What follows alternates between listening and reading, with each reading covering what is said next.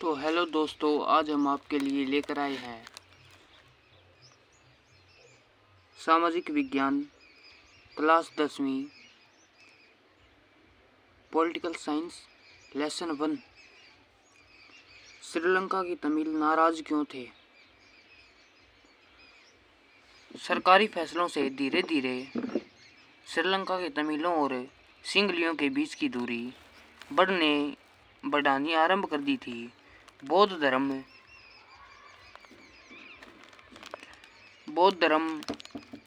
मानने वाली सभी राजनीतिक पार्टियां तमिलों की भाषा और संस्कृति के प्रति संवेदनशील थी।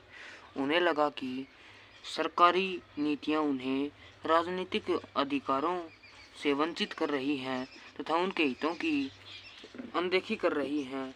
बेल्जियम के नेताओं ने श्रीलंका से अलग कौन सा रास्ता अपनाया? बेल्जियम के नेताओं ने क्षेत्रीय अंतरों और सांस्कृतिक विविधता को स्वीकार किया। उन्होंने संविधान में 4 सुधार किए तथा देश के किसी भी वासी को बेगानेपन का अनुभव नहीं होने दिया। सभी को मिलकर रहने का अवसर प्रदान किया गया। श्रीलंका के तमिलों ने 3 मांगें लिखी। किस तरह से वे अपनी मांगों के लिए लड़े?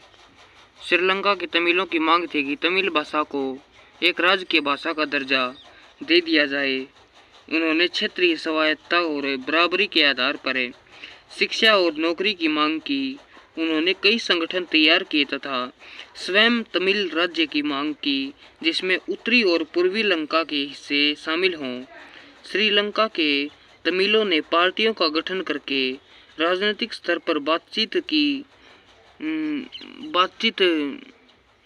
राज्य स्तर पर बातचीत की। तमिल टाइगर्स का गठन करके सशस्त्र विद्रोह भी किया। श्रीलंका की ताज़ा स्थिति के अनुसार तमिल टाइगर्स का लगभग सफाया कर दिया गया तथा लाखों तमिल लोग श्रीलंका के राहत शिविरों में शरणार्थी की तरह रह रहे थे।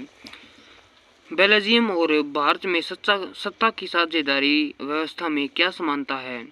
भारत और बेल्जियम दोनों में संघीय सरकार पाई जाती है, जिसमें सत्ता का विभाजन विभिन्न सरकारी सत्रों पर होता है। बेल्जियम में इसे संघ सरकार और भारत में केंद्र सरकार के नाम से जाना जाता है। दोनों ही देशों में सत्ता का विभाजन विभिन्न सामाजिक गुटों जैसे जातीय और भाषाई गुटों में होता है, जिसे बेल्जियम में सामुदायिक सरकार और भारत में इसे आरक्षित संसदीय क्षेत्र कहा जाता है। बहुसंख्यक समुदाय के शासन में क्या हर्ज है?